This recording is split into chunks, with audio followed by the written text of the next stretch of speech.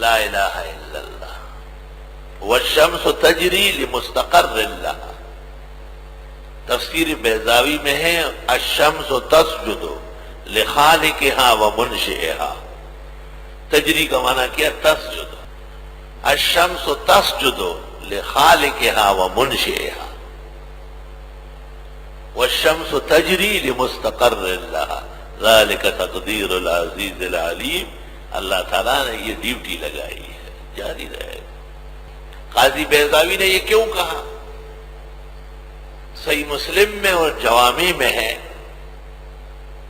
کہ روزانہ سورج نکلنے کے لیے عرش کے نیچے سجدہ کر کی اجازت مانگتا ہے.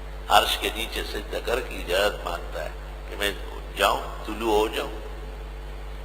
حق تعالیٰ کی طرف سے باقاعدہ اجازت ملتی ہے تب یہ طلعت سورج طلوع ہو جاتا ہے. جب قیامت ہوگی تو یہ جب سجدہ کر کی اجازت مانگے تو لم تؤذن لہا، اجازت نہیں ملے گی. فرجعت القہقرہ، واپس پلٹ جائے گی.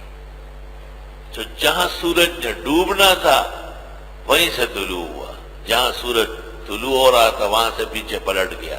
تو رجعت القہقرہ کا مطلب یہ ہے کہ نظام سارا درہم برہم ہو جائے، قیامت قائم ہو جائے گی. بعض لوگ اشکال کرتے ہیں کہ جی سورج تو ڈوبتا نہیں، کیونکہ سائنسدان کہتے ہیں کہ سورج تو ایسا سمجھو جیسے ایک لالٹین، اور یہ زمین جو ہے یہ اس کے سامنے ایک کرہ ہے، چکی کی طرح، گیند کی طرح گھوم رہی. تو جو حصہ اس کے سامنے آ رہا ہے اس میں سورج طلوع ہوتا ہے، دن ہو جاتا ہے، اور جو حصہ پیچھے چلے جاتے ہیں وہاں رات ہو جاتی ہے. حالانکہ یہ کوئی اشکال تھوڑا ہی ہے.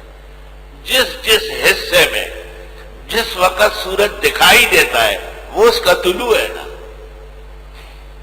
اور یہی کے لیے وہ اجازت مانگ رہا ہے. یہ کوئی مشکل مسئلہ ہے کہ ایسے کہاں ہوتا ہے؟